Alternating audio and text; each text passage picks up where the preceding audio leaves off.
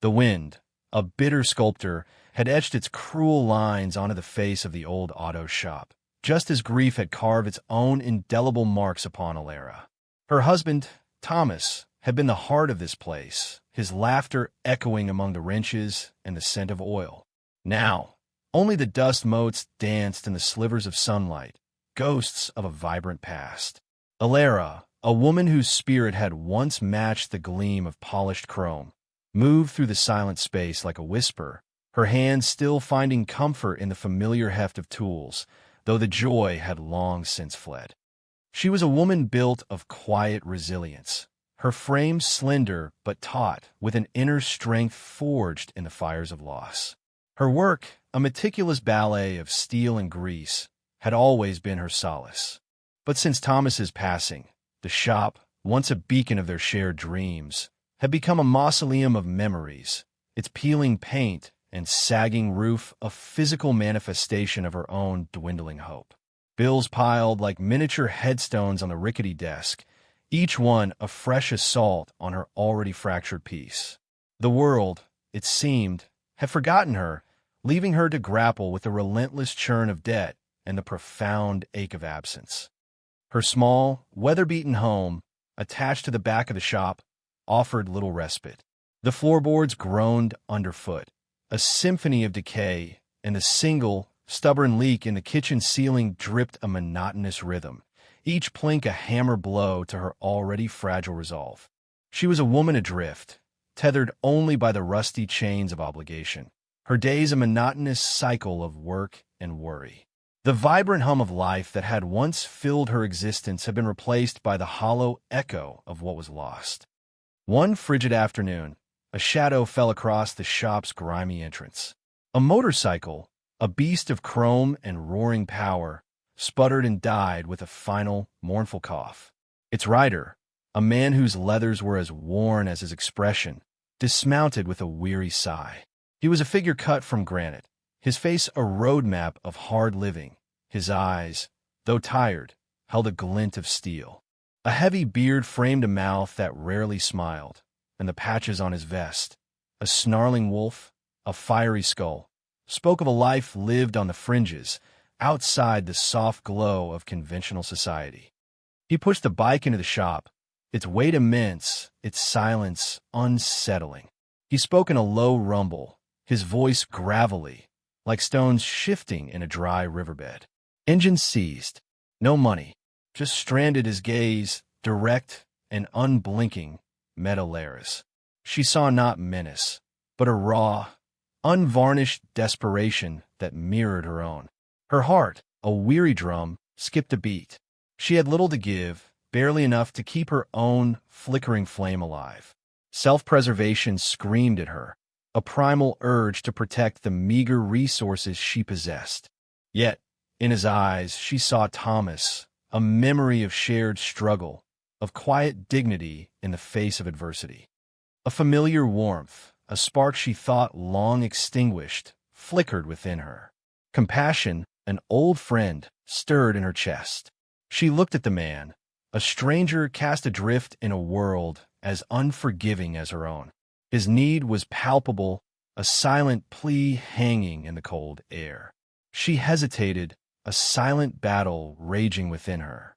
The bills, the leak, the loneliness, they all clamored for her attention, whispering warnings of foolish generosity. But then, a deeper voice, the echo of Thomas's kindness, resonated within her. "Leave it," she said, her voice softer than she intended, a fragile offering in the vast silence. "I'll take a look." The biker's eyes widened imperceptibly, a flicker of surprise in their depths.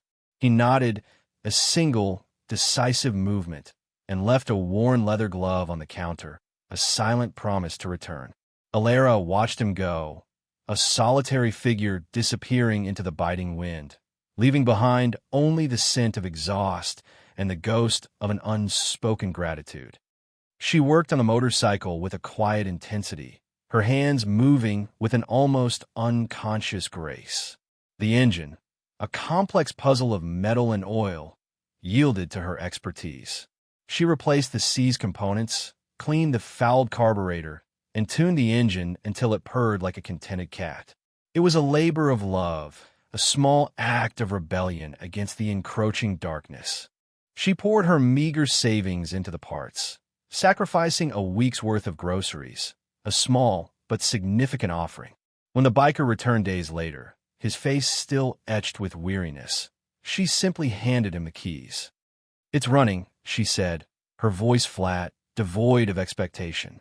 He stared at her, his gaze intense, searching. "How much?" he asked, his voice rough. Alara shook her head. "Nothing. Just pass it on sometime." He stood there for a long moment, the silence stretching between them, thick with unspoken emotion. Then he reached into his pocket, pulling out a crumpled bill, his last 10, and pressed it into her hand. "For the parts," he insisted, his voice firm. And for everything else, he didn't wait for a reply. Simply started the motorcycle, its engine now a smooth, powerful rumble. He gave her another nod, a gesture of profound respect, and rode off, the roar of his engine fading into the vast, indifferent landscape. Alara watched him go, the $10 bill clutched in her hand, a small, inadequate comfort against the mountain of her problems. Her life, a tapestry woven with threads of hardship, returned to its familiar, difficult rhythm. The shop remained quiet, the bills continued to accumulate, and the leak dripped its relentless tune. The encounter with the biker, a fleeting moment of connection, began to recede into the realm of memory, a surreal, almost dreamlike event. She wondered if he had truly understood the depth of her sacrifice, the quiet desperation that had underpinned her act of kindness. She doubted it. How could he? But miles away, on the open road, the biker, known as Silas, carried Alara's story in his heart like a sacred flame. He rode through the biting wind, the engine a steady thrum beneath him, the memory of her quiet generosity burning bright. He found his brotherhood, a sprawling network of steel and leather, and when they gathered, in the smoky confines of their clubhouse, his voice, usually gruff and sparing, resonated with a rare passion. He told them of the woman in the forgotten shop, of her hands, small but strong, that had brought his bike back to life. He spoke of her eyes, weary but kind, and of the selfless act that had asked for nothing in return. "She fed me when I had nothing," he said, his voice low, his gaze sweeping across the hardened faces of his brothers. "She fixed my bike when I was stranded. She gave when she had nothing left to give." A ripple of understanding passed through the room. This was their code, etched deeper than any tattoo. Honor the debt, repay the kindness, protect their own. Silas's words, simple and direct, ignited a fire in their collective spirit. The story of Alara, the quiet mechanic who had given her last, spread through the network like wildfire, carried on the wind, whispered among the roar of engines. It was a story of pure, unadulterated kindness, a rare gem in a harsh world. And their world, rough and unforgiving as it was, understood the sacred weight of such a gift. Weeks bled into a month, the days growing shorter, the air colder. Alara, hunched over a broken carburetor, shivered, more from an internal chill than the external cold. The shop's ancient furnace had finally given up the ghost, its last gasp a mournful wheeze. She wrapped her threadbare scarf tighter around her neck, the scent of stale oil and despair clinging to her. The dream of restoring Thomas's shop, of breathing life back into the place they had built together, felt impossibly distant, a cruel mirage in her desolate landscape. Then a tremor, a low, guttural rumble, a sound that began in the distant horizon, a mere vibration in the earth, a whisper of thunder on a clear day. Alara paused, her wrench suspended in midair, her brow furrowed. The sound grew, a deep, resonant hum that vibrated through the very bones of the old shop, rattling the dusty windows. It was a sound she knew, a sound that spoke of power and raw, untamed energy, but this was different. This was a chorus, a symphony of engines, growing louder, closer, more insistent. The rumble intensified, transforming into a ground-shaking roar, a monstrous symphony of internal combustion. The air itself seemed to thicken with the sound, pressing in on her, stealing her breath. She dropped the wrench, her heart hammering against her ribs, a frantic drumbeat of pure, unadulterated fear. This was not a single bike, nor a handful. This was an army. She stumbled to the grimy window, peering out into the twilight. What she saw stole the air from her lungs, freezing her in place. A river of steel, a tide of chrome and leather, flowed down the road, turning onto her small, forgotten street. Hundreds of motorcycles, perhaps 1,000, stretched as far as the eye could see, their headlights piercing the gloom like malevolent eyes, their engines a deafening, terrifying roar. They were an unstoppable force, an overwhelming presence, a living, breathing wave of raw power. Her mind, a frantic, desperate thing, scrambled for an explanation. Had she done something wrong? Had she somehow offended the biker she had helped? The image of Silas, his hardened face, his silent departure, twisted in her memory, now imbued with a menacing aura. Her act of kindness, she realized with a sickening lurch, had been a catastrophic mistake. This was not gratitude. This was retribution. Panic, cold and sharp, clawed at her throat. She backed away from the window, her hands trembling, her breath catching in ragged gasps. Where'd she go? There was nowhere to hide. The shop, her home, her sanctuary was now a trap. The sound was all-consuming, a physical assault, a primal scream of impending doom. Outside, the few scattered neighbors, their lives as quiet and unremarkable as her own, reacted with a terrified, visceral alarm. Curtains twitched and slammed shut. Doors, usually left ajar in the sleepy afternoon, were now bolted, double-locked, and barricaded. Children, playing innocently in their yards, were snatched up by white-faced parents, hurried indoors, shielded from the monstrous spectacle. The community, usually indifferent to Alara's struggles, now watched in horror, their collective fear a palpable thing, isolating her further, amplifying her terror. They saw only the menacing exterior, the leather and the chrome, the sheer, overwhelming force, and they judged it as a harbinger of chaos and destruction. The roar of engines reached a crescendo, a terrifying peak. Then, with a sudden, breathtaking precision, it ceased. 1,000 engines, cutting out in perfect, synchronized unison. The silence that followed was absolute, deafening in its abruptness. It pressed down on Alara, a heavy, suffocating blanket, more terrifying than the noise that had preceded it. Then, a single figure detached itself from the phalanx of motorcycles. It was Silas, the man she had helped. He walked with a quiet authority, his gaze fixed on her, his face unreadable. He stopped directly in front of the shop, his presence immense, his eyes locking with hers. Alara, frozen in the doorway, felt her heart pound with an almost unbearable intensity. This was it, the moment of reckoning. Then a collective motion, a wave rippling through the ranks of the waiting bikers. In unison, they removed their helmets, their faces, a sea of weathered skin and serious expressions, revealed to the fading light. And then, slowly, deliberately, they bowed their heads. Not in aggression, but in a gesture of profound, unspoken respect. Silas's voice, when he spoke, cut through the heavy silence, clear and resonant.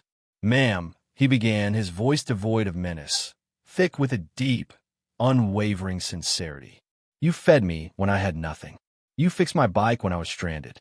You gave when you had nothing left to give." He paused, his gaze unwavering. "My grandma always said, when you can help, you help. That's it. And when someone helps you, you never forget." A tremor ran through Alara. The words, simple and direct, were a thunderclap in her soul. Her terror, a frozen block in her chest, began to crack, melting away like ice in a sudden warmth. Disbelief warred with a fragile, burgeoning hope. This was not an invasion. This was something else entirely. Silas continued, his voice gaining strength. "You honored a brother. You saved him. And tonight we honor you. Tonight we repay that debt. Not with $10, not with a single meal. Tonight, we feed you forever. Alara's breath hitched. Her eyes, suddenly swimming with unshed tears, scanned the faces of the bikers, no longer seeing a terrifying army, but a sea of rough, honorable men, their expressions serious, their purpose clear. The weight of her fear lifted, replaced by an overwhelming wave of relief, then awe, then a profound, almost dizzying sense of gratitude. The world, which had seemed so cold and indifferent, had suddenly, miraculously, tilted on its axis. What followed was a spectacle of organized, powerful generosity that Alara would forever carry in her heart. The bikers moved with a startling efficiency, a well-oiled machine of muscle and purpose. Tools, gleaming and new, appeared from saddlebags. Generators hummed to life, banishing the encroaching darkness. 1,000 hands, calloused and strong, set to work. They swarmed over the old shop, an army of angels in leather. Some scaled the roof, tearing away the sagging shingles, replacing them with swift, practiced movements. Others attacked the peeling paint, scraping, sanding, priming, transforming the dilapidated exterior into a vibrant canvas. Inside, a team of electricians, their faces grimly determined, rewound the ancient wiring, bringing light and power back to every corner. Plumbers descended on the leaking pipes, their wrenches singing a song of repair. Welders, their masks flashing like fireflies in the night, repaired rusted frames, reinforcing the very bones of the building. A massive flatbed truck arrived, laden with supplies, lumber, fresh windows, gleaming new equipment for the garage. Another carried a brand-new, top-of-the-line furnace, its polished metal glinting under the work lights. The old, rickety desk, piled high with bills, was carefully removed, replaced by a solid, elegant piece of oak. As Alara watched, tears streaming down her face, Silas approached her, a thick envelope in his hand. "Your bills," he said, his voice gentle. "All paid. Every last one. And this for a new start. For whatever you need." Alara opened the envelope, her fingers trembling. Inside, crisp, new bills, a sum that dwarfed her wildest dreams, lay nestled beside a stack of paid invoices, each stamped with a final, satisfying paid. It was more than money. It was freedom. It was security. It was the promise of a future she had thought forever lost. The community, initially cowering behind locked doors, slowly, tentatively began to emerge. They watched from their porches, their expressions a mixture of disbelief and dawning comprehension. The terrifying army of outlaws was not destroying. They were building. They were repairing. They were giving. Prejudices, long held and deeply ingrained, shattered like fragile glass. The quiet, struggling mechanic, whom they had largely ignored, was now the recipient of an act of profound, almost mythical generosity. Her status, from pitted outcast, was elevated to revered figure, a beacon of unexpected kindness in a cynical world. By dawn, the transformation was complete. The old shop, once a symbol of decay, now stood gleaming, reborn. New paint, of vibrant emerald green, shimmered in the morning light. The roof, solid and secure, promised protection from the elements. New windows sparkled, reflecting the rising sun. Inside, the furnace purred, radiating warmth. The tools, once scattered and worn, were now meticulously organized, and a brand-new lift stood ready, a testament to the future. The bikers, their work done, began to prepare for their departure. There was no fanfare, no boasting. They simply mounted their bikes, their faces still serious, their purpose fulfilled. Silas, before he swung his leg over his restore machine, turned to Alara. He reached into his vest, pulling out a single, leather-bound book. "Thomas's," he said, handing it to her. "Found it under a loose floorboard when we replaced the office. Thought you'd want it." It was Thomas's old ledger, filled with his meticulous handwriting, his dreams, his plans. A wave of profound emotion washed over Alara. Then, with a final, collective roar, they started their engines. But this time, the sound was not terrifying. It was a hymn of gratitude, a powerful, moving farewell. As they rode off, a river of steel receding into the morning mist, each biker, as they passed, offered Alara a silent salute, a tip of the head, a single, raised hand. A profound respect, earned through a simple act of kindness, flowed between them. As the last rumble faded into the distance, Alara stood alone in front of her reborn shop, the morning sun warming her face. On the new, polished counter, Silas had left a single, worn leather glove, the same one he had left on her counter weeks ago, a silent, powerful token of their unbreakable bond. It was a tangible reminder of the profound truth. Kindness, once given, always finds its way home, often in the most unexpected and overwhelming ways.